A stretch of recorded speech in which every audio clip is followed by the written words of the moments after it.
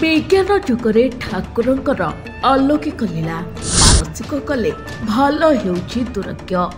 अकिंचन जंगल भितर अछंती साधु एठाको आसुछंती हजार हजार भक्त। फेल मारिछि आधुनिक चिकित्सा पद्धति। आज्ञा आज भी विज्ञान जुगरे चली विश्वास चिकित्सा।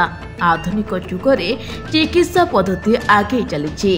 अस्त्रोपचार माध्यम अंग प्रतिरोपण किंतु व्यस्त बहुल समस्त चिकित्सा पद्धति वास्तव में साधारण लोकों पाखरे संभव नुहे। से अनेक लोक मठ मंदिर आ भिन्न भिन्न आध्यात्मिक परिवेश को आपणे नहीं थांती। अस्तरंग ब्लॉक सरीपुर पंचायत कुंडेश्वर ग्राम आदिम कालरू पवित्र प्राची तटरे पूजा पाई आसुछंती साधु गोस्वामी। प्रत्येक शुक्रवार दिन बाबा क्षेत्र में छुट्टी आसंती भक्त माने एठी पूजा करी 21 दिन नीति नियम रहिले हेउछंती रोगमुक्त। एही ग्राम रे महंत पूर्णचंद्र दास एही बाट देई सदा सर्वदा चाष खेत को यातायात करती। एकदा जड़े महापुरुष राति पूर्णचंद्र को स्वप्नादेश देते एही स्थान रे थिबा वृक्ष मूल मो निवास प्रत्येक दिन यातायात समय मते फूल पानी देबू आउ एही क्षेत्र रे जी भी पूजा करी मो ना रे 21 दिन नियम रे रहिबे तार मनस्कामना पूर्ण हेबो। आउ आज को 40 वर्ष हेबो एही स्थान रे महंत पूजा करी आसुछंती।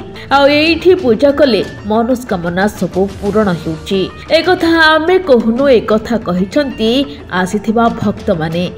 पेट रोगठू आरंभ करी कर्कट पर्यंत जे भी जो असुविधार आसी पहुंची बाबा निकट रे भोग दे बाबा पादुक पानी नहीं 21 दिन आमिष द्रव्य त्याग करी नियम रे रहिबे और परवर्ती मुहूर्त से रोगर मुक्ति पाइबे। घंच जंगल परिवेश मठ दे प्रभावित होउछि पवित्र प्राची।